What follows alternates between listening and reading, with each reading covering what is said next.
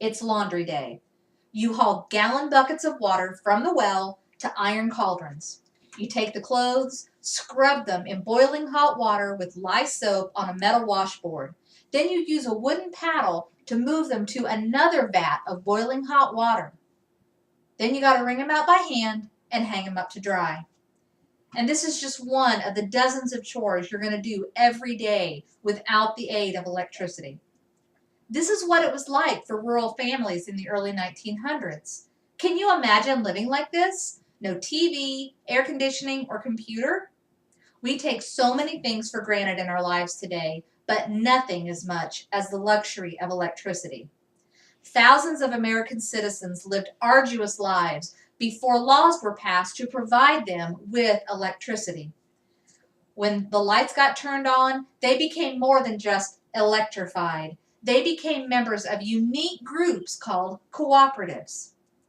I would like to give you the background today of how rural electric membership cooperatives came to be, how they have grown today, and what they're looking towards in the future for tomorrow.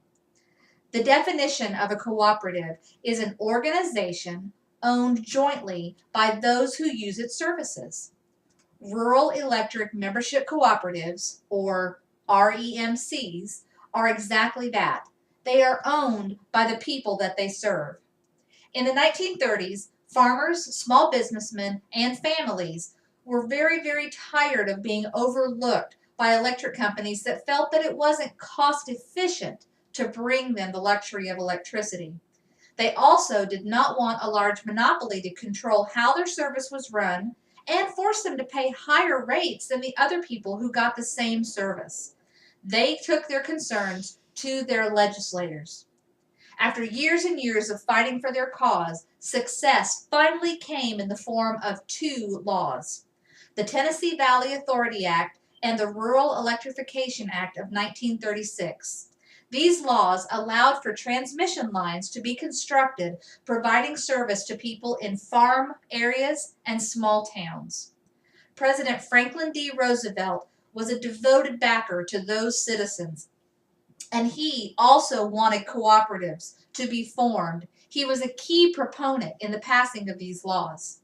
Less than 20 years after the first farm was electrified by a cooperative, more than 90% of the farms in the United States had electricity. So how have the REMCs grown since then? By leaps and bounds. There are more than 900 electric cooperatives in over 47 states, serving over 42 million customers. And it's much more than just a small town business. As stated on www.nreca.coop, cooperatives play a critical role in our nation's economy. They control over 12% of the electric meters that are spread across 2.5 million lines of electric service. Covering 3/4 of the nation's landmass, co-ops deliver 11% of the total kilowatt hours sold in the U.S. each year. Customer service is the #1 priority of a cooperative. By being committed to the 7 cooperative principles, REMCs all over the country are unified in their dedication to their member owners. These 7 principles are voluntary and open membership, democratic member control, member economic participation, autonomy and independence, education and training, cooperation among cooperatives, and most importantly, concern for community. You won't find principles like these in an independently owned utility. Now, even though I have barely scratched the surface of the REMC's past and present, I'd like to give you a glimpse of what they are working on towards the future. Cooperatives all across the country are working together to bring power to places who are still living without the very basics of life, the basics that many of us take for granted every day. In 2012, linemen from an Indiana co-op went for 2 months to Guatemala to provide electric service and run transmission lines to a small town that had never had electricity before. This was quite a vast undertaking, but it was such a success that other cooperatives are now joining in to serve other towns in South America that have never had electricity. Because cooperatives represent their owners, their employees and directors are vigilant in keeping up to date with legislative issues that could affect the industry and in return could affect their lives. Renewable energy, carbon greenhouse acts, and coal power are all hot button topics in the legislature today.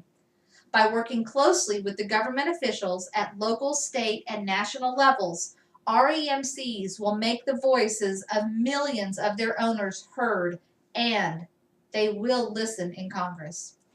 So the next time you do your laundry, watch your favorite television show, surf the net, or just play a video game, or even just flip on a light switch, take a second to appreciate what you have.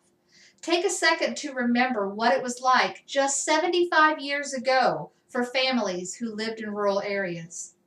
Think about what it is like for those villages in other countries that are still in the dark. REMCs have a deep-rooted history, and they're presently working diligently for their members, and they have a potential for a very bright future.